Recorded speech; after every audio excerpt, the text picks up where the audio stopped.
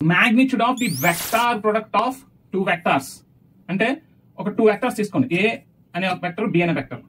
So the magnitude of the vector product of two vectors is equal to their scalar product. అంటే ఈ రెండు vectors యొక్క vector product అంటే ఏంటండి? Cross product. So cross product ఏమవుతుంది? mod A into mod B into sin θ కదా. So అలాగే ఈ రెండు వెక్టర్స్ యొక్క డాట్ ప్రొడక్ట్ ఏమవుతుంది? A dot B is equal to mod A into mod B into cos θ కదా. ఇక్కడ ఏమంటున్నాడు? Magnitude of the vector product of, అంటే ఈ రెండు వెక్టర్స్ యొక్క vector product is equal to scalar product. అప్పుడు ఈ రెండు వెక్టర్స్ మధ్య యాంగిల్ ఎంత అని అడుగుతున్నాడు. ఈ రెండింటిని ఈక్వేట్ చేసేసేయండి. ఓకే, సో అప్పుడు ఏమవుతుంది?